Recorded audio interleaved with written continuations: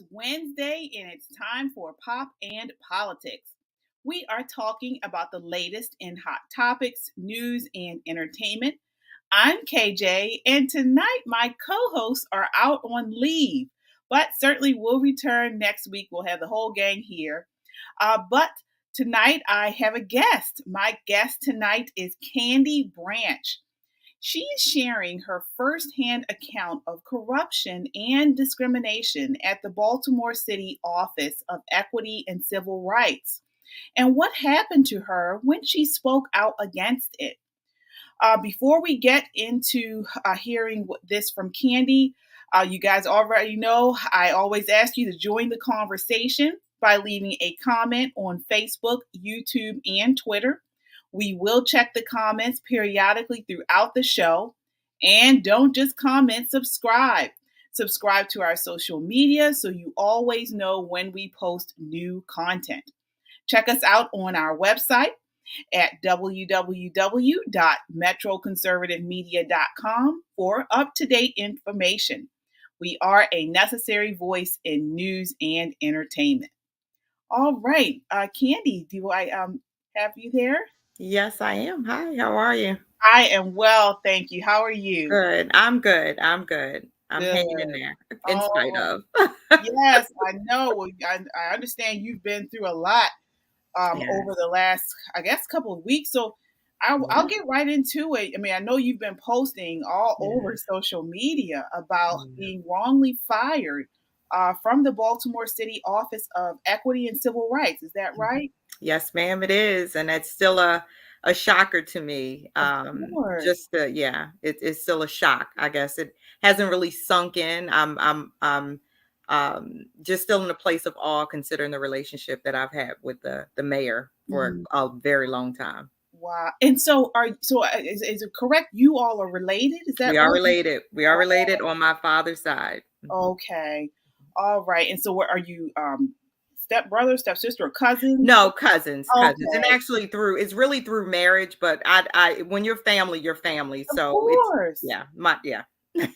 Well, I want to start from, so what exactly did you do? What was your position with the Office of Equity and Civil Rights? Well, I actually, just to back up a little bit, I am born and raised, Baltimore is my home. I was raised in Upton during the era when it was safe to be outside and you can have fun roller skating at Shake and Bake, things like that. So when my cousin reached out to me, who is the mayor, Brandon Scott, and offered me to come into the city to work. He knew I'd had a background in investigating EEO cases. I used to be the director of fair practices for the state of Maryland's Department of Human Resources. And, I was raised a kid of civil rights. My dad was a Black Panther here in Baltimore. He is Perrin Mitchell was his mentor. And my dad was on the first mayor's council for Baltimore City back in the 1960s. All right. So when Brandon reached out to me, he indicated that, he had a position that he was, interested in me joining. Basically with the Office of Equity and Civil Rights over with Colleen Young, who was, I guess, in his staff when he was city council president. And he wound up being the deputy director under Dana Peterson Moore.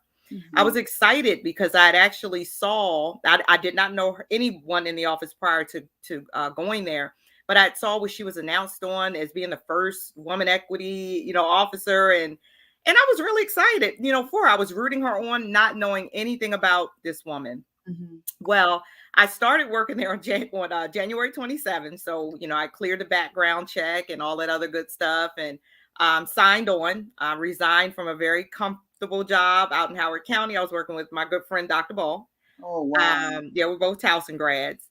And I was, looking to sit somewhere where I can do great work and retire.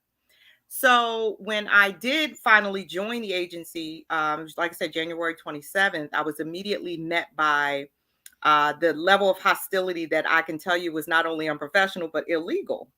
So, I was met with Dana Moore, who basically wanted me to target, an extremely older gentleman who was hired prior to me getting there. She wanted me to target one of the other staff members that had exercised their rights to file a complaint regarding some health issues and was a whistleblower that Dana didn't tell me about. Oh So my. when I, of course, using my own professional conscience, kind of said to her, "Don't you think that this is improper?" She responded to me, "Well, you're on probation." And so, with time working there, I learned that the city, particularly in that agency, because that's from direct experience, but from speaking with other employees, when working for the city of Baltimore, they'll use the at will or probation as a means to kind of bully you into either not following city policy, state policy, and even federal policy. Um, So you were, because some people don't realize, sure. were you as a hire, as an employee, were you the kind that are appointed, or were you No, okay, no, so you were right. And see, I had come out of appointed positions, and this was why when Brandon made the offer, I thought it was great because it was a civil service job. I just civil had a service. 6 month, probationary period. But had I known that, number one, I was hired as a CRC supervisor, which is a supervisor that just investigates EEO complaints or any type of discrimination. That was my background. Okay. Dana, once I got on board, had me working dual roles, although I opposed because the positions in and of itself were in opposition. So Mhm. one was helping, ADA people from the beginning, like, as a reasonable accommodation. And then if they got discriminated against, that they would then file a complaint with my department. So it made a conflict of interest. Mhm. But her sole goal was, including many improprieties, was to have me target, because the only two employees were employees of the Mayor's Commission on Disabilities, which was not the division that I oversaw. I was hired to work with the Community Relations Commission. Mhm. So she had me over there solely, and said to me specifically that she wanted me to document to fire them because one of the employees was litigious. And come to find out, like I said, later on, she was exercising her right. She actually wasn't litigious at all. And the other gentleman was 77 years old. And, he had some limitations, but if you work with anybody, if you're a true manager, you can, train someone, and you can work with them side by side. So when I declined to do those things, Dana began to target me. So that was one of the things. Her chief of staff, who's Khadija Farahman, which I learned Dana identified her as a refugee. So she's one of the ones that's what she called her. And she assaulted me 3 times by What? putting hands on me, snatching things out of my hand. The chief of staff or The Dana? chief of staff, yes. And, I'm at an age where now, had that been 20 years ago, no, ma'am. Mhm. But I'm an adult, I'm a professional, and I addressed it to my supervisor, who was the deputy director, Caitlin Young. And, he kind of, okay, brushed it off a little bit initially. And then I went to use a chair. Now, me understanding ADA, which was also part of the reason why they hired me, I do have a full knowledge of reasonable accommodation in ADA, which is something that you have to have to investigate EEO complaints. Mhm. Um, I self accommodated myself. Of course, we were still on kind of COVID protocol, teleworking from home. And I kind of regret this till this day, but I came in the office for two reasons. One, Disability Rights Maryland has an open lawsuit for violations of accessibility around the city of Baltimore. And that would include things like not having proper ramps. I'm sure we've seen ones with wheelchairs riding down Greenmount Avenue. Well, Mhm. the city is responsible for making sure that disabled folks have access. They should not have to suffer. They should be able to access things just like we do. But those things fall under a different purview than under where I work as a CRC investigator. They were trying to work with the agency to get it corrected. Well, I learned that Dana had no intention on having me actually fix the problem, but to just be a prop and keep kind of having them kick the can down the road. So now you are right. You are now, questioning my own work ethic, and I don't want to be involved in that. So, maybe I shouldn't do this ADA thing. So I came down again I went ahead, and Kaylin Young talked me into helping them with that because they didn't have an understanding. Let's be clear. Dana Moore has no understanding of equity or civil rights. She made it clear. She says she does not know why the mayor brought her there. Oh no. She wanted to be the city solicitor, and that she does not know anything about civil rights. So naturally, this is 3 days in, and I'm like, oh my God, what did I just leave to come into this mess? So Right. I borrowed a conference room chair. I do have a spine condition. I borrowed, and I want to be careful of getting too much into detail because I do have an open EEOC complaint, sadly, against my own cousin. Oh, But against yeah, Mayor Scott, it's Brandon Scott. against the agency, and because I warned him in advance that she was discriminating against me, and that I was addressing improprieties regarding grants and things like that, and that she was targeting to fire me before she did it. And he got the messages. He did nothing. He has been silent since. I haven't talked to Brandon since he invited me to the Ravens game in December, and where we discussed this position that I would be going to in January. So how So did you tell him when you say you told him? Was it like emails? Was it emails, calls? text messages, he's read Oh, them because they're marked red. So he's read them. I also disclosed him through Kaylin Young, who is very close to his campaign manager, Marvin James. So he knows. He knows. now And let he's me heard. ask you this, because sometimes, just in my experience, when you're working for a company, now I've never worked for the government, but just in private industry, there's a chain of command. Mhm. So was it a situation where he felt like, okay, you need to go to your direct supervisor and handle this? But you don't know. He never said anything about it. Is that He right? never said anything. And actually I did go to my supervisor, but I'm talking to him as a cousin. So I'm going Right. from Gmail to Gmail, not from baltimorecity.gov to baltimorecity.gov. I'm Mhm. texting you from my personal phone to yours saying, what is going on? I even asked him in one of the emails, our Gmails, what did you put me in the middle of? This is insane. This woman, curses staff out. And who are you talking to when you say? She has previously, if you start having dialogues with one in the office, she told one of the former directors, Who? This is I believe her name is Andrea. no. I mean, Um, are you talking oh, about? Dana. Oh, Dana. Had a dialogue with one of the former supervisors or staff investigators, and she was explaining to Dana the same thing how I was doing. Policy tells us to do this, and Dana would say things like, "I don't give a fuck about that policies." Excuse my French. Yeah. And even with me, I was explaining to her that the reasonable accommodation policy in the city is written, but the city doesn't follow it. And that might be, this was just a recommendation. Again, I'm not your ADA. I wasn't hired to deal with that division, the disabilities division.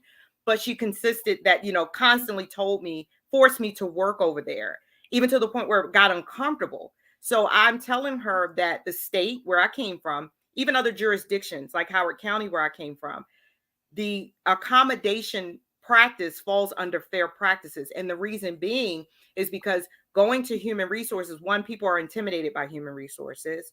Number two, they are the department that's able to take an adverse action. So an accommodate, and it's defined in city law and city policy, the administrative manual, that it defines an ADA coordinator and exactly what they do. Mm-hmm. But what they were doing is forcing employees and as well as external people to just go to HR. So HR is getting a head start on, they're looking for ways to deny you to defend themselves. So they're getting firsthand knowledge. You don't have that person and that medium person, that person that's in the middle to say, okay, the law says that you have to accommodate or you have to have these dialogues with somebody that's disabled so that they are cared for. So again, I'm sending Brandon Gmails like, this woman, Dana Moore, reports to you. There is nobody to go over. Right. So I'm just telling you in advance that these things are going to lead to lawsuits. And again, silence. And I'm going, but you're hearing me. And he and I've had dialogues over the last 10, 15 years via text. And, I know when he got into mayor, he'll go, oh, no, I'm not ignoring you. I'm going to call you. So I know that he'll read it. But I started noticing that days and days and days are going by. You're reading it, but you're not saying anything. And you're also not even maybe reaching out to Kaylin Young to say, hey, tell my cousin or tell Kandie that, we'll take a look into it. Well, let me see here. I have someone commented. So they said it's be more aware. Brandon Scott, the mayor, was aware of how Dana P. Moore acts, her lack of character and hostility towards employees. Why do you think he would tell you about a job under her office of all places?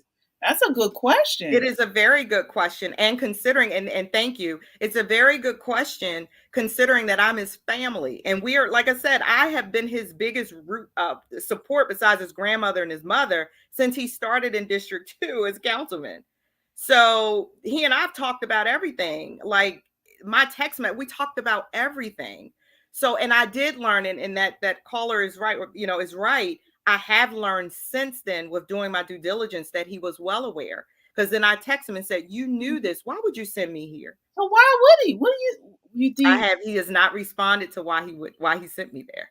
And knowing that I'm a person that's going to stick to the letter of policy, I'm a person with a genuine heart. You're not going to tell me to fire a 77-year-old man who was hired before I got there. I'm not, and has some difficulties. I'm not going to do that. And when I refused to do that, that was lined up, or she used that as additional leverage to, to get rid of me. She basically kept throwing in my face, I'm on probation. So this person that she asked you to fire, was there call? Why was she saying he was? She just said that he wouldn't have been her choice to fire. He can't do anything, which I found to be the total opposite. When I would work with him, and again, that goes back to when I was explaining that there was a day I scheduled for he and I to meet in the office, and what I did was I borrowed a chair to accommodate my spine. And I wanted to meet with him so I could sit with him on the computer and show him, Word and PowerPoint, the very basic elements. And then he could do some little projects like flyers and just little things to help me out so that it didn't look like he wasn't doing anything.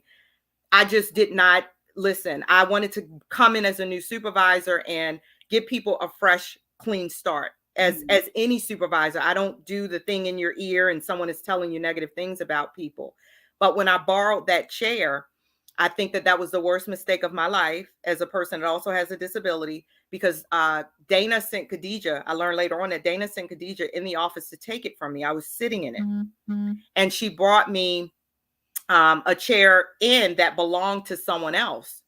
And so I'm on a meeting. Like I said, the gentleman at 77 years old is also a vet. So I have a lot of compassion and respect for the fact that this man has fought in a war. So a lot of his I guess you can say shortcomings come from some of the trauma from being in the war, but he's a brilliant man and had a brilliant resume. He showed me his resume, and I'm saying I can work with this guy. But she did, back to that, she sent Khadijah in the office to put me out of the chair. And so she brought me another chair in the office and told me, well, here's one from another person that had a disability. You can use this. Wow. Yeah. Yes. And so what I did was, and I was because some of your comments, you said that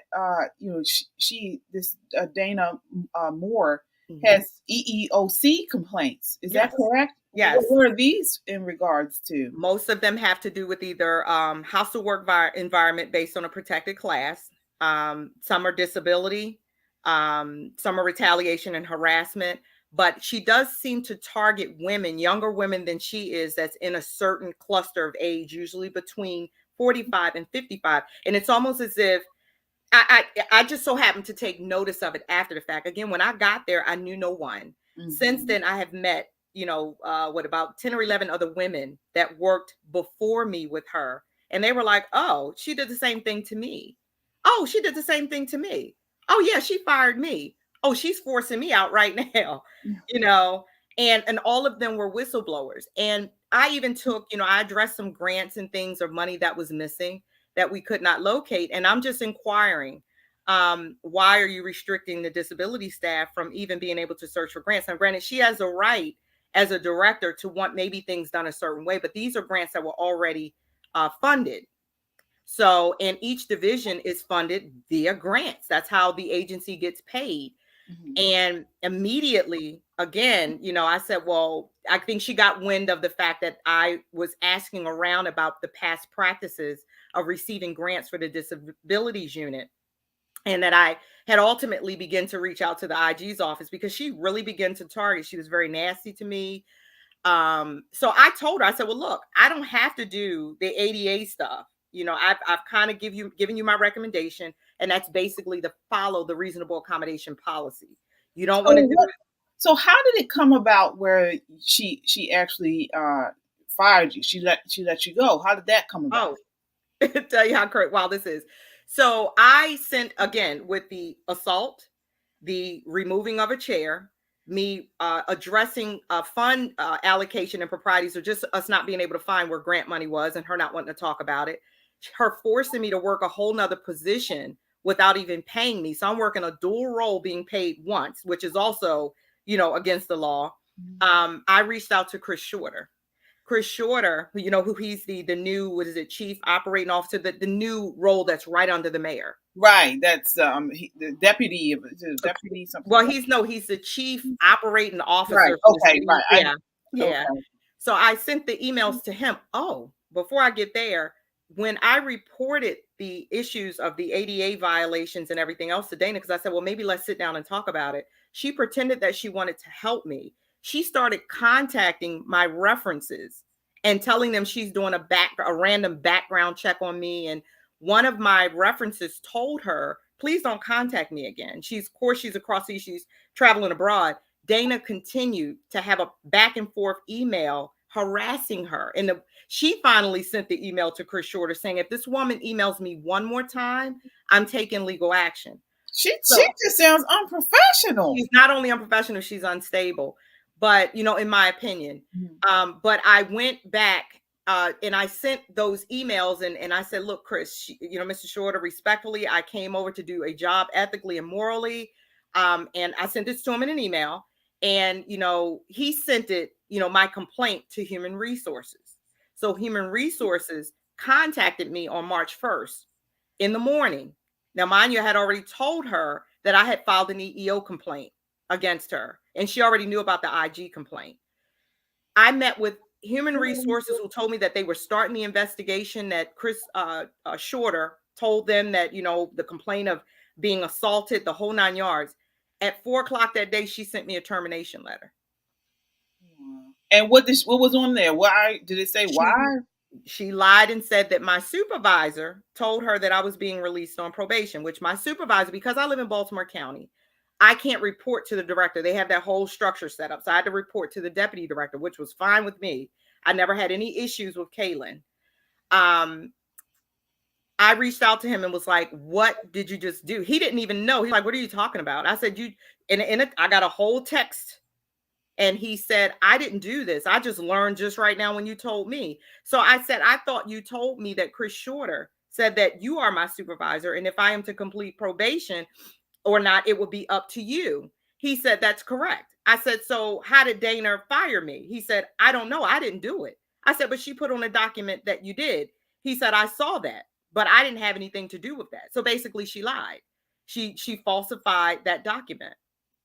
And so, did you tell, or I'm sure you did, what happened when you told Mayor Scott? Nothing. He did nothing. I screenshot it. I told him she fired me. And that's when I began to inbox him and things on social media before I went public. This girl done fired me. You let her fire me because I told you that she was going to fire me for, basically invoking my rights against her improprieties that were illegal. So, I got a call. He didn't say anything to me. I got a call from the law department. It gets worse. Oh. Gary Gilkey in the law department, who's supposed to be the equal employment or the employment officer or lawyer that deals with all employment issues over in the law department. And he tells me that he called me on March 8th. And he tells me, well, I would like to talk to you about reinstatement. I said, well, that's perfectly fine. Yeah, because I had sent them, letting them know, oh, this is going forward. Mm-hmm. So he said, I'll send you over a reinstatement letter. You'll just remain on admin. Now, mind you, at this time, it's like a mind game. I'm traumatized at this point, from being assaulted, mm-hmm. My disability being ignored, being targeted, overworked. And so next thing I know, I look up, I got a letter from BPD, Baltimore Police Department, a letter from a Karen Tyler. So, and she's just like, I received your transfer information. And I'm like, what transfer information? I never requested to be I didn't sign anything that I wanted to be transferred. I asked for my termination to be rescinded. I was perfectly happy where I was, with the exception of Dana's abuse. And I asked that Dana be moved. I didn't say that I wanted to leave the Office of Equity and Civil Rights. So, I reached out to Gary, via email again. I said, listen, there's got to be something else in the city besides BPD. I had no intention of going into law enforcement, as their selection is extremely picky and their probationary period is 1 year. And you demoted me. You took me out of a supervisor position and just made me a standard investigator. Wow. So he told me, you don't get to pick where you go. So I'm sitting in BPD on March 21st, just sitting there because LIBOR, the Law Officer Enforcement Bill of Rights, does not allow investigators to investigate the police. So it's almost like I'm now sitting also on punishment.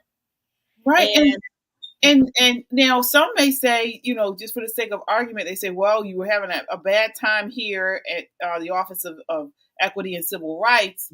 Wouldn't it be a good thing to move you out of that office? Out of there, but at least to be able to have a discussion where I would have gone somewhere else, maybe EEO and maybe another administrative type agency.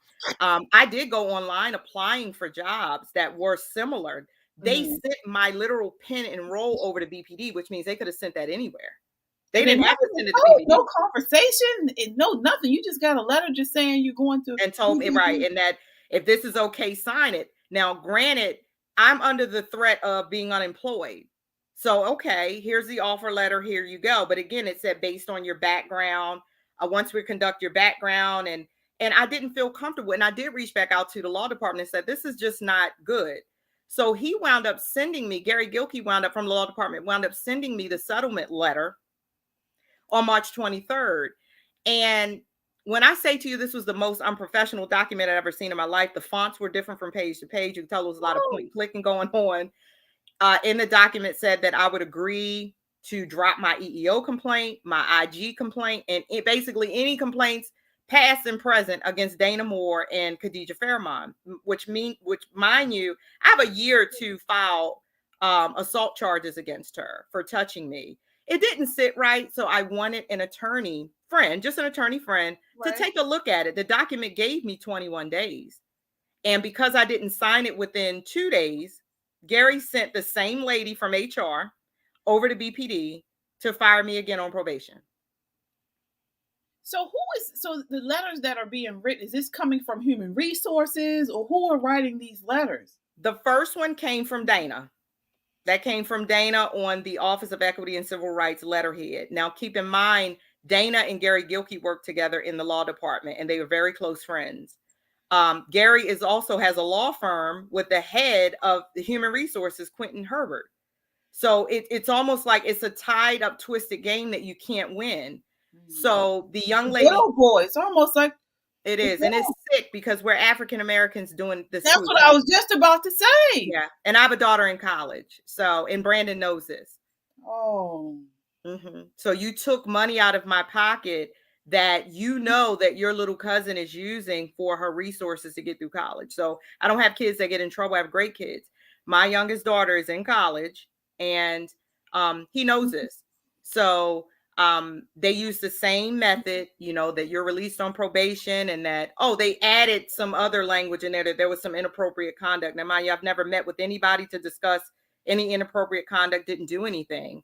And also that I didn't follow directions. Well, the only direction was to sign the form, because I did reach out to the person that was my supervisor at BPD, was like, I don't know what they're talking about. You didn't do anything wrong while you were here. So that's what I'm a little confused on. So I know you went to BPD, but how did you get, I guess, fired from BPD? How did you leave BPD? They sent literally, I was just sitting at work. They cleared the detectives out of the room that I was, that I shared an office space with, that they did investigations. They were allowed to work because they were sworn officers. And I was wondering, where did everybody go? And then my supervisor, who's also a sworn sergeant, came and got me and took me downstairs. He was like, I don't know who these people are. When we do terminations within. We have our own HR here. These are people I've never met, but they said they want to meet with you. He took me down on the first floor.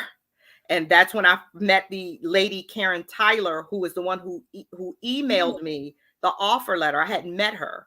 And she was very nasty. Like, well, she had a termination letter already on the table. So at that point, I'm like, well, what is BPD, or she from Human Resources? She is actually Human Resources of BPD, but from their headquarters, I guess, from one of their. So actually the one that's right over by, the place, our house off of 29th Street, that on 29th Street. But again, the staff in there didn't know who they were. They knew that obviously they were sent there because when you get terminated, if you I worked in the Public Integrity Bureau. They had their own HR. So they're looking at me. He was like, I don't know who any of these people are. And I knew that it was pointless to have a discussion because the termination letter was already on the table. So I was literally fired again, literally, what, 4 or 5 weeks later for nothing. Because I felt like I was being coerced to sign a quote settlement agreement that I didn't necessarily get an opportunity to have an attorney friend look at it. In the document, it said 21 days, but I was allowed only two to 7 days. So it makes me want, I mean, first of all, you are Brandon Scott's family.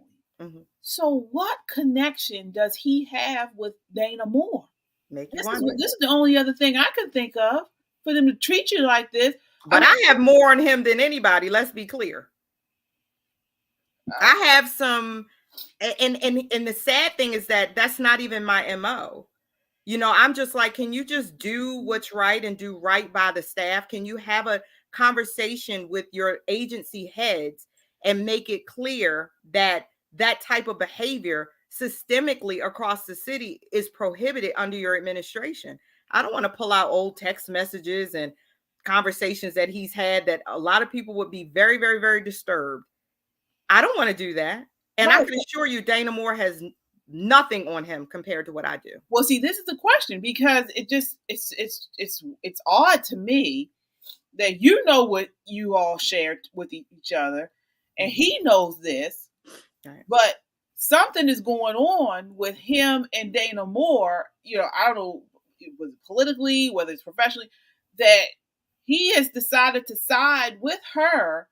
Right. You know, and it sounds like to me this is unprofessional. It's illegal. Not only that, set that aside, but as you mentioned, your family, you have a family. I mean, my God, he doesn't care. Yeah, he's pretty much, you know, turned his back, and he won't even, like I said, he won't even reach out. But yet, I was just with him the first game of December. I was just with him. And he's, you know, giving me the whole, and I mean, we're sitting there having dialogue and laughing, and he's even disclosing some things like in conversation, like we always do, and things that I wouldn't share, and, you know, confidentiality. He's talking to me, and then to turn around and do this. So I really don't know, but I know that it is from talking to others that have come forward, definitely since I put it out there. He's forced me to put it out there to the city to say I'm done, because everybody knows that I went hard for Brandon. I wanted Brandon to be mayor. There were people that I was calling that had, you know, voter apathy. They had no desire to vote, to get them to go out. Look, I need you to vote for him. He's going to be different. He is not different. He is worse. He's obviously he must be part of the O'Malley machine, because I don't see a difference in him than anybody else. And anytime you can turn on your own family, I mean, look at the Park Heights situation, the house up on Park Heights that belonged to Bradley Scott. He also doesn't hear from Brandon. And so what? So O'Malley machine. That's from what I'm understanding is Jim Shea, who, it was very nice to me when I met him. I don't have anything bad to say about him, but that connection with Shea and Brandon. Remember, Brandon ran for lieutenant governor, and I was with him there too. Mm-hmm. That Shea was a favor for, and you know, this is, you know, word of mouth as from O'Malley. And so there are some ties that may be still linked to O'Malley. It's almost like the city just can't rid themselves of the O'Malley machine. And I don't have anything against O'Malley, except for I did not like his policies. And at the end of the day, I just want people in office that's just going to do the right thing. Right. And this is something that we have been, you know, talking about on the show. Now, full disclosure, I am not a Democrat. I'm independent. I'm not Democrat either. Okay. And so, you know, but I'm born and raised in Baltimore City, raising my Black son with my Black husband. And, but it's this whole fixation on not only skin color to me, but also the party. Yeah. You know, it's just like we have to start holding people accountable. Mm-hmm. And not just because, like, you know, it comes around campaign time and you hear, you know, these politicians, they talking all this emotional stuff. But what are they actually showing us that we're going to see a change? You know, I was a huge Marilyn Mosby supporter when she first started. You know, and I've just seen a decline in the city. Mm-hmm. And, you know, I talk to friends and family and, you know, I'm saying, you know, what are you guys doing? And they still supporting Brandon Scott. They still supporting, you know, Marilyn Mosby. And it's just like, well, why? I mean, what are you know, they're attacking them. This is about attacks on them. It's about racism and all this type of stuff. And here you. Right. I'm going to say, no, and I'm not attacking him for, I've supported him for at least the last 12 years, you know, talking about openly in the public. So I'm not attacking him for race. I'm trying to make you do the right thing. I got targeted and I was warning him in advance. And I can tell you, I was Democrat all my life until just recently. I'm so disappointed. I don't think I have another straw. I just can't do it anymore. You know, and it's sad because that's all I knew coming up. And I think that's most people's positions in the city. All we know is the Democratic Party. You have hopes. You sell us on hopes. You tell us that you're going to do this, and then you're not. Like, I openly supported Larry Hogan. As a matter of fact, you probably remember the commercial ad had shorter hair. That's and you know, he has done some wonderful things. Do I agree with everything that he's done? No. But, you know, my bonds, my relationships were with and are still with some of the people in the Democratic Party. And I can assure you, I am disappointed. Disappointed is not a big enough word for how I feel. I'm hurt. I'm angry. You just destroyed my life. You took livelihood from me willingly. And what I've learned is that Dana Moore had this history for a very long time before I got there, even cursed out an attorney at one of the Board of Estimates meetings. She cursed the person out and Jack had to intervene. And Brandon just sat there and was like, oh, Dana's just like that. So do you think that it's a situation where he put you there because he thought you would just go along to get along? He knows I never go. He knows that's not my style. He knows that. Most people, even that follow me on social media, know that I'm a very blunt person. I am very matter of fact. I'm very standards. I believe in standards. I don't deviate from standards. Clearly, the way that I'm speaking out against him, you won't get me to fold to just say I have a job. I want you to understand that laws and policies those people need to be, you know, put up on pedestals and able to keep our jobs, not these little systemic, you know, issues that they have going on in the city. I won't comply. I'm not going to do that. I refuse. And he knows this. So what's next? I mean, what's next for you? Well, right now I am still fighting. I mean, I'm hoping that they'll do the right thing and rescind as they did before. Like I said, this is fresh. This just happened on April 7th. Mm-hmm. So they do still have the option to just pull all of this back and sit down, have conversations and do the right thing. It's even to the point where the IG's office has limited. Now, mind you, their website says, oh, we'll investigate all of these things. But then they're telling me, oh, we'll investigate everything but EEO complaints. Oh, so we have a comment here. I wonder if Dana Moore is the one who has the copy of an alleged sex tape starring the mayor, because I can't think for the life of me why he would keep someone around who is so inefficient and causing nothing but potential legal problems for the city of Baltimore government. It literally makes no reasonable sense. Now, I don't know either. Is this you heard about sex? No, I've never heard of any. No, I've never heard of any sex tapes or sexual improprieties. Just of a lot of that is hilarious, but just some just false promises and definitely his administration keeping the bad behavior and illegal behavior under some circumstances going. And he just doesn't intervene. I've, literally seen, and I used to defend him a lot. People say, I reached out to you. And I used to say, oh, he's busy, right? Right. And I learned working with Dr. Ball in Howard County, who also runs a very large county. He got time to reach out to people. Right. Calvin Ball will answer your call. If he doesn't get back to you at the end of the day, you'll hear from him by tomorrow. So if he can do it and he's in the same situation as you, why aren't you reaching out to people? Because Dr. Ball will respond. And the thing about it is, we are in a crisis in this city. I mean, on multiple levels. Mm-hmm. So if at a time where you want everybody doing, what they're supposed to be doing, you want to ship, tightly run ship. Right. this is the time. So if you have a situation like this, Yep. we see these news conferences where they come on talking about trauma this and trauma that. Here you are Mhm. actually experiencing trauma. Mhm. Now you're without a job. Yeah. You have a family to support. This is Off of ridiculous. a job he promised, a job that he set up for me to come to, not anything that he knew. He should have given me the option. Look, we got this difficult lady over here or whatever, and I would have said no thank you, but you said nothing. This was something that you sent me to. You Mhm. sent me into a lion's den, and then I had to make a decision. And she's a lawyer, so she should know better. But you sent me into a position where it's either follow policy of the law or lose your job under the guise of being a probationary employee. And I think that that was so unfair to me. And what about, because was it a situation where at the time you were looking for a change, or he was trying to you were coming to him asking him for help, and that's Well, this is we've where had he puts you? dialogues. We've had dialogues because again, I've been in appointed positions for years. So, Okay. appointments, you shift with the person that you're appointed by. Mhm. And, at this point, Dr. Ball is getting ready to run for, which I hope he gets it. I love him to death.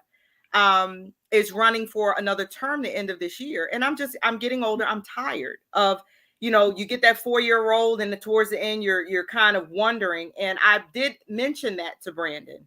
I mentioned to him that, I'm just looking to, get on board with what I like to do, which is dealing with civil rights and things like that, and retire. That was my thing to him. I need to just sit down for the next 20 years and focus towards retirement. And he was, I got you. I got you. I'm gonna take care of that for you. So that was the only reason. Mm. If I could run back out there with Dr. Ball right now, I would. But it's just, it will put me back in a situation where, if he doesn't get reelected, I'd be looking for another job Right. anyway. Then Right. if he does in 4 years, I'm looking for another job anyway. I Right. don't want to do appointments anymore. I see. Okay. Yeah. Well, all the best to you, Kandie. I mean, hopefully he'll reach out to you. I don't know if he thinks this is something where it's a conflict of interest at this point. Maybe I don't know, but What a conflict would have been sending me there, right? You right, sent me. right, right. So Oh my goodness. no, Well, and then the policy, it's not necessarily because I did reach out to him as an employee. You are still the mayor. So, and she reports to you in Shorter. I did go to Shorter. I did go to both of them. I copied them both. This is what she's doing. Please come in and intervene. So, and nothing. And I have even sent them offers of, look, I'm willing to, you know, I've asked to have the whole thing rescinded, to reverse determination. You guys know that this is wrong, and nothing. But I think that the biggest conflict is that your attorney that oversees people's termination and who is Gary Gilkey in the law department, and your head of your Department of Human Resources have a law firm outside of the city of Baltimore, outside of their city of Baltimore function together. That's a conflict. And there, that's wrong in and of itself. He needs to fix that too. right. Well, do you think that this extends beyond the Office of Equity and Civil Rights as far as just his management of all of the agencies within government? I mean, what are your thoughts there? I think that I can only speak from experience with OECR, but the dialogue that I've had with other employees around the state said that this is the state. I'm sorry, I'm used to saying the state. I was with the state forever. Around the city, says that this is a common practice. And again, from being, if you're at will, which you're not, which means non-civil service, then you're constantly under threat of losing your job. So you kind of have to go along to get along, or do like I do and get fired for doing the right thing. Or if you're probationary, they feel like they don't have to have an excuse. The good thing about my case is that everything that I did was under a protected class. I mean, I literally had a disability and was a whistleblower and was targeted. And it's heartbreaking that my cousin is just not doing anything about it. He does not care. I wrote all over his Facebook, and Brandon is from the newer generation. Brandon sees his social media. He and I have talked on his social media.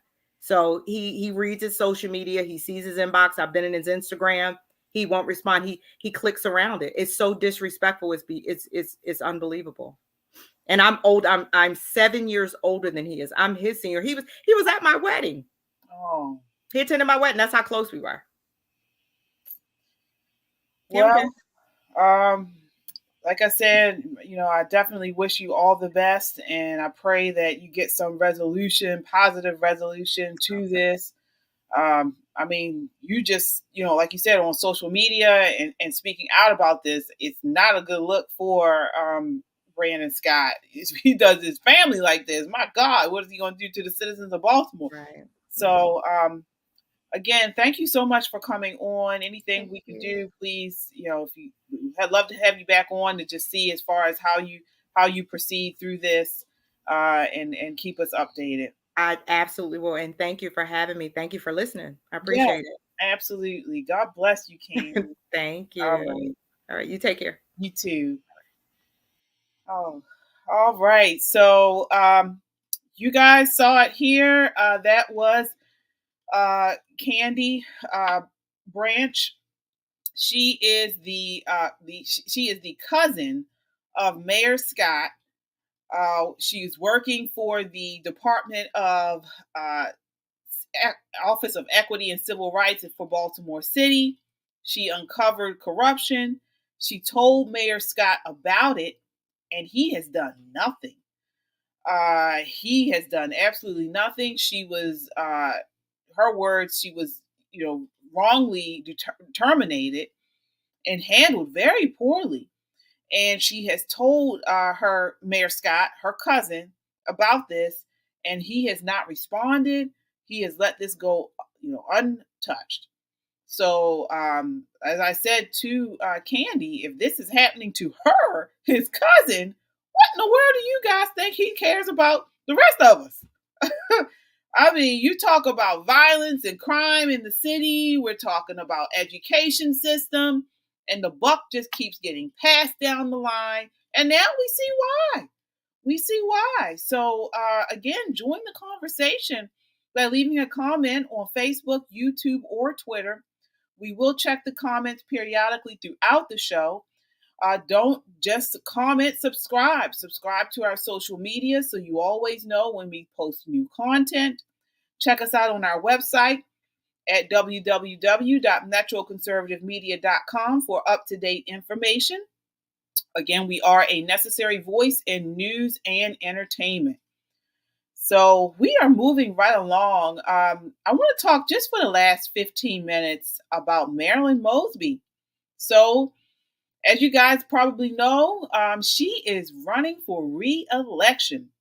According to Fox 45, Baltimore City State's Attorney Marilyn Mosby launched her re-election campaign yesterday with a slick campaign ad on YouTube. So basically, she was flanked by supporters. She was walking through Baltimore City streets to what appears to be Kanye's West 2004 hit Jesus Walks.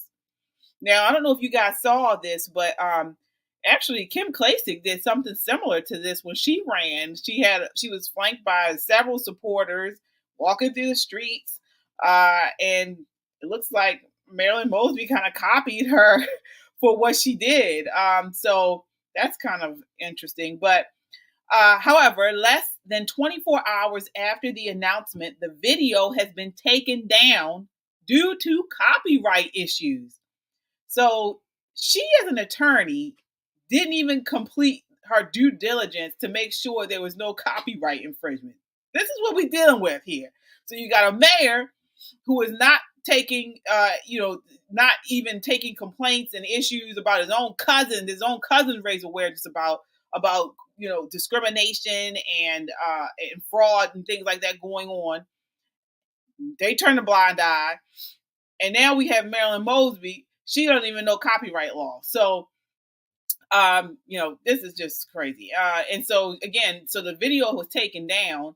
Now we haven't heard anything from her about that. I wonder who she blames for this whole mishap of not getting the copyright for this video. Perhaps she is blaming Nick Mosby. as she blamed him for the charges that has been filed for taxes. So the indictment. Remember, she said it was Nick's fault. So maybe this is his fault. Maybe he was supposed to be in charge of copyright law. But anyway, in the ad, she flaunts her campaign slogan, "We're built for this," which has kind of been the refrain she has been saying over and over again in interviews as she's defended the indictment against her for perjury and filing false loan applications. But my question to you is Baltimore built for this? Is Baltimore able to endure another term of Marilyn Mosby as the top prosecutor? No, she has held the title of Baltimore City's state's attorney since 2015. Now, you remember that year she charged 6 police officers in relation to Freddie Gray's death, and there were 0 convictions. In 2019, she announced her office would no longer prosecute individuals for marijuana possession. The following year, she stopped prosecuting drug possession, prostitution, trespassing, and other crimes she considered low level. So she did all this. There were no laws passed by the city council, by the legislature. She has decided to just stop prosecuting these laws. I can't. Right. She made the policy permanent last year. Shootings and homicides have been on the rise during her time in office, too. Under her leadership, more than 2,300 people have been murdered in Baltimore. According to data from her office, if you are charged with a violent crime in Baltimore, there's 1 in 4 chance your case will be dismissed. Okay? Over the past 5 years, her office has dismissed 25% of violent crime cases. All right? In her pre-recorded announcement declaring her re-election campaign, she cited her successes. This is what she said. She said, "I'm proud of the work that we're doing, getting violent repeat offenders off the streets with a 90% conviction rate." What she fails to cite are the hundreds of dismissed cases that are not included in that equation. Now, I want to run this by you because, people have been saying this for the past couple of years. She's not talking about her plea bargain. She's not talking about dismissed cases. And she keeps putting out this 90% conviction rate. I want to go over this with you guys and bear with me because just like Kandie Branch, who just left. Now, you heard what she said. We have to stop voting for people just because they're Black and they play on our emotions. We have to listen to the hardcore facts and research their records. And this woman has a record that needs to be researched and looked at. So, Colleen Brinkley was charged with home invasion, armed robbery, and being a felon in possession of a handgun. He had forcibly entered a home with another individual, bludgeoned the resident with a gun, robbed him, and was caught red-handed by the police with the gun and stolen goods running out of the house. The presiding judge lectured Brinkley as follows. He told him, he says this, since 2011, when you got caught, it's been breaking into people's houses, giving probation. You violated every one of those probations, every one of them. You violated the same probation twice. Then you go from burglaries to robberies. You get probation again for robbery, and it doesn't end there. The next thing is you do a home invasion by having a girl set him up and you and your boy rob him. So each one of them is worse, and it gets worse, and it gets worse, and it gets worse. This is what the judge says. You go back and you hang out with the same guys, and it gets worse over and over again. This is what the judge says. Nevertheless, the prosecutor in Mosby's office recommended, and the judge accepted, a term of 5 years in return for a guilty plea. The maximum penalty for the home invasion alone was 25 years. The sentencing guidelines prepared by the recommended 15 to 25 years. Then listen to this. This same prosecutor in Marilyn Mosby's office dismissed a woman stabbed in the stomach by another woman. This was caught on an outdoor poll camera. 2 convicted felons in a vehicle with an illegal firearm. The attempted murder of 2 persons by firearm. 430 cases collected from 21 felony dockets in August and September of last year had the following results. A conviction rate of 72%. The rate could be much lower than that. But again, 98% of convictions were plea bargains. You hear me? So again, plea bargaining is a necessary practice to move a volume of cases through a crowded criminal justice system. But what kind of deals are being made, and which cases are worth fighting for in trial to get a better result? Mosby's office only took 11 of those 430 cases to trial, with 8 convictions. A study of the 303 plea bargains revealed the following. Stay with me here. Percentage of convicted persons free after plea bargain, 70%. Gun-related crimes, 49. Violence with no gun, 66. Felony drug dealing, 90. Sex crimes, 70. Percentage of probations with only 2 years supervision or less. Gun-related crime, 45. Violence with no gun, 40. Felony drug dealing, 86%. Prison time, average number of years through plea bargains. So guns was what was drug dealing, 4.5 years. Felony assault, robbery, carjacking, 4.3 years. Attempted murder, 12 and a half years. I mean, the list goes on. So these results suggest that Baltimore prosecutors working in a city rife with violent crime are extremely lenient. Do you hear me? This is why we have what is going on. There are no consequences. The same criminals are committing crimes over and over. And these cases don't even tell the whole story. Another 111 cases, 20% of all the resolved cases have no results. Why? Because the Maryland General Assembly has seen fit to hide the information from public view. So while defendants always had limited rights to apply to expunge certain offenses from their records, new laws that went into effect last fall automatically blocked the public's access to even more criminal justice information. Do you hear me? This is why we have what we have going on in Baltimore City. This is why we have it. There's a lack of information to case search shields prosecutors from scrutiny of their case handling. This is some serious stuff. And this is what we need to start looking at. This is what we have to recognize this woman is doing. That same prosecutor who I was telling you about before, she appears to specialize in domestic violence cases. Now, this is what, the mayor talks about trauma, and this is his priority. No, this is not their priority. So she pled another case to misdemeanor assault for unsupervised probation without a conviction. The original charges are now gone.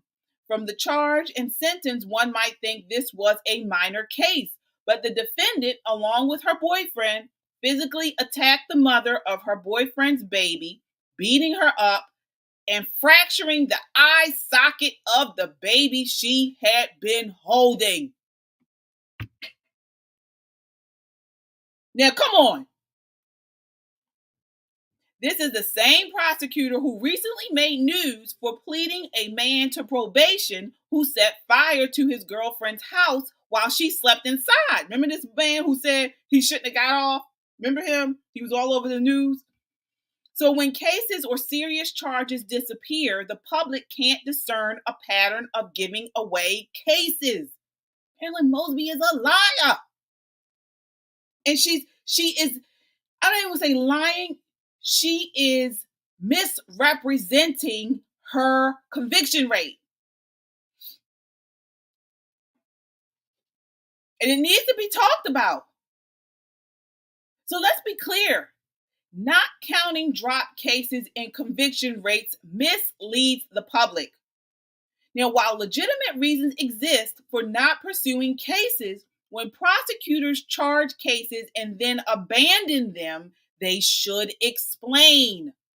Otherwise, high conviction rates cannot be achieved simply by dropping many and plea bargaining the rest away, trying as few cases as possible.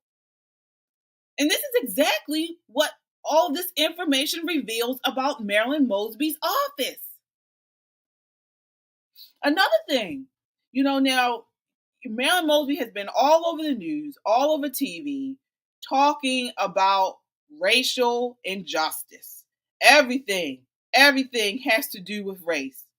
So, we are plummeting into news 1970s to 1980s version of high crime, especially murder rates, are shooting up all across the country. And the victims are overwhelmingly Black.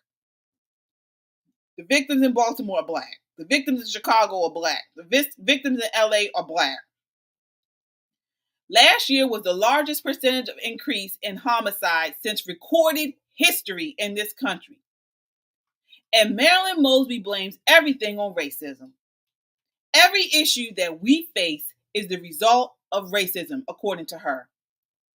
Now we have a deficit in police. They're taking early retirement.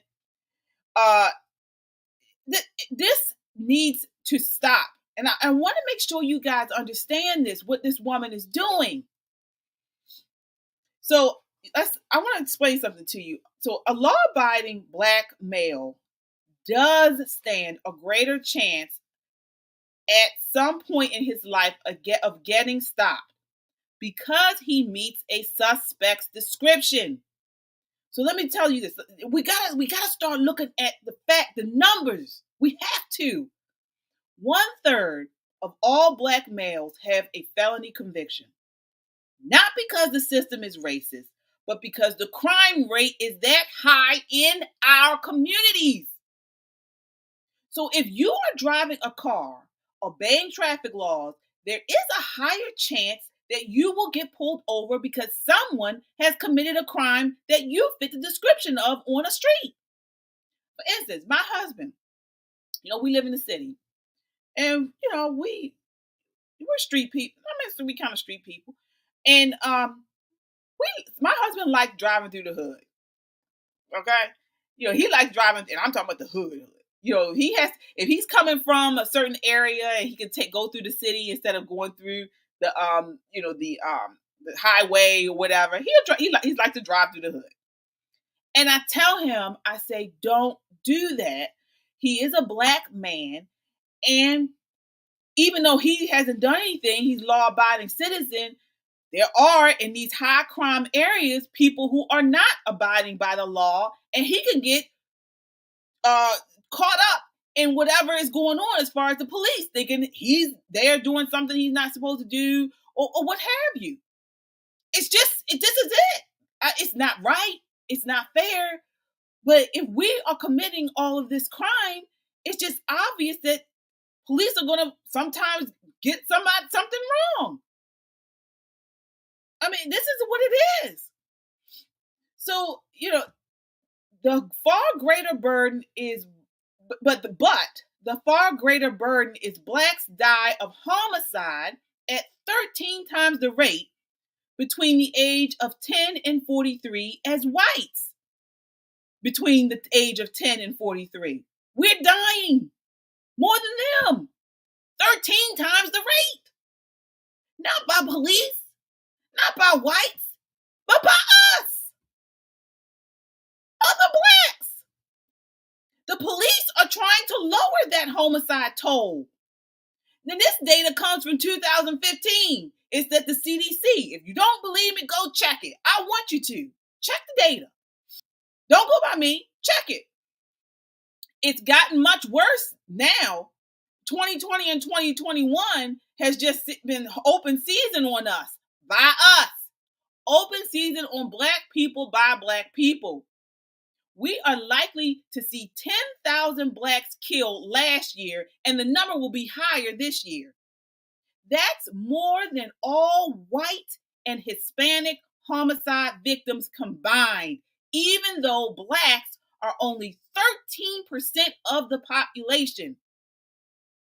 Do you hear me? So when Marilyn Mosby gets on her news conferences and she go on MSNBC and Joy Reid's show talking about systemic racism and they're attacking me because I'm black and because I'm a woman and this is why we have this and this is why we have that. No, it's not the case. You know what the best program that can reliably prevent crime and reform people once they have joined a gang lifestyle or something like that? Do you know what the best program is? Family. It's called a father and a mother who are both committed to their biological child and are providing twice the emotional and financial resources as a single mother who is trying her best. That's how you fix it. Even Obama recognized that and said it in 2008. The odds are incredibly against the single mother to raise a law-abiding child. Mass incarceration is a result to disparate impact. So the criminal justice system does have a disparate impact on blacks. It does. Blacks make up about 1/3 of the nation's prisoners, even though they are 13% of the population. Everything in the criminal justice system today is driven by disparate impact. You cannot enforce the law without having a disparate impact on blacks. It just won't happen. Why? Because the black crime rate is so high. So if crime is happening in our communities, of course you're going to have more black people getting arrested. Chicago, a black person is 80 times more likely to commit a shooting than a white person. A black New Yorker is 50 times more likely to commit a crime versus a white New Yorker. A black person in Los Angeles is 35 times more likely to commit a crime than a white person in Los Angeles. Listen, I don't like it. I don't like that. I don't like telling you. I don't like hearing it. I don't like white people telling me. I don't like black people telling me this, but it's facts. And let me tell you, we got to start listening to facts and not this emotion. So the only way to avoid disparate impact of law enforcement of blacks is to stop enforcing the law. And that is what Miss Marilyn Mosby is doing.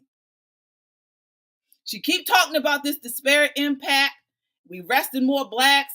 You putting more blacks in jail. Well, baby, she's found the cure. It's don't prosecute. That's what she says. And guess what? Because of it, if that's what you want, then this is what we get. What we have here in Baltimore. We get no accountability for crime. And we have a wild, wild west. This is the only way you can stop disparate impact affecting blacks. Stop prosecuting them. And that's what we got. And you know what happens now? Black girls, black boys, black women, black men die in the streets by the hand of other blacks. So I ask you, Baltimore, are you built for this? Are you built for this? Because we know Marilyn Mosby is built for this, as she says in her campaign, because she has a armored security system, a security people following her. Her kids go to very good schools. So she's built for this because she can pay for good education for her school. She has a husband and she's there with her kids. She's built for this. But are you built for another 4 years of Marilyn Mosby? I say no. We need to totally reject these policies and commit to accountability for our community. Hold Marilyn Mosby accountable and do not vote her again. We don't owe her anything.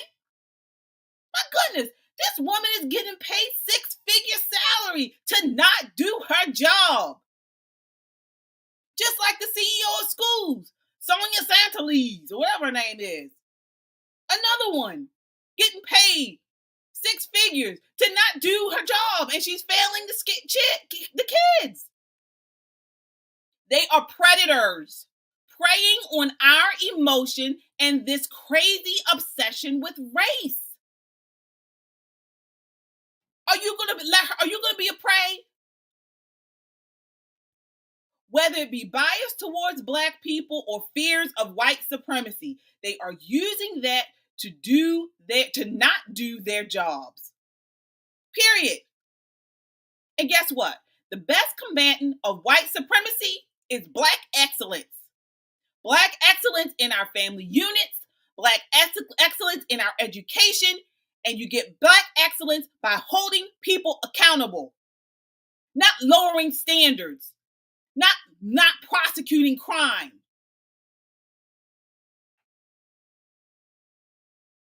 Or you get what we have now. Black kids dying in the streets. And guess what? We deserve a better standard. We do. A higher standard. So let me tell you, check this stuff out. Check this stuff out. Don't go for my word. Check the CDC. The numbers I got as far as her conviction rates were in a great article. I will post this on our social media in this chat, so you can check back and see where I got those stats about her conviction rates. So again, guys, I'll leave you here. I'm just gonna say this, as you guys know, I'm conservative. I'm not Democrat. I'm not independent. I'm Republican.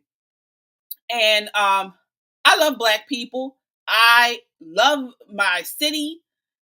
But as we can see, with Kandie Branch talking about the mayor, they have this cultish, good old boy system between the mayor, between the Mosbys. You got Marilyn Mosby, you got Nick Mosby, all of them. We need a clean house. Otherwise, nothing is going to change. We need to clean house. They have a clique system. If anybody who knows, who ever went to high school, you know about this, where there's a clique going on. These cliques, they get together, and if you haven't known them, or you're not in the clique, then even if you're talking about the right stuff or you're doing right, they don't want to be bothered. And so we get corruption, as we have here in the Office of Equity and Civil Rights. My God, of all places. I mean, he can't even do his own cousin right. God damn. I mean, geez. If he's doing his cousin like this, put that girl in an office with this crazy woman? Oh. But him and the city councilman from District 1 in Fells Point, and talking about this trauma, and they just give you all this fake fuzzy stuff, and none of it works. None of it works. So again, I beg you, don't vote for this woman, and for that matter, don't vote for anybody that is in office right now. Do not vote for them. Let's vote for some new people, but especially in July, don't vote for Marilyn Mosby. Check out the other candidates. We need new representation. We need new representation. So again, this brings me to the end of the night. Thank you so much for joining me tonight. We are less some of the hosts, but they will be back next week. So again, I'll ask you to join the conversation. Well, we'll continue the conversation after this broadcast. But please share this video. Share it to Mayor Brandon Scott's page. She said, you heard the cousin say he checks his Instagram. He checks his Facebook. So share it to his page. Hi, Brandon. No, I'm sorry. But anyway, so this brings us to the end of the show. Thanks so much for watching. Again, continue the conversation. Check us out on our YouTube, Twitter, Facebook, and Instagram. And subscribe. That way you get up-to-the-minute content when we post. And we appreciate the support.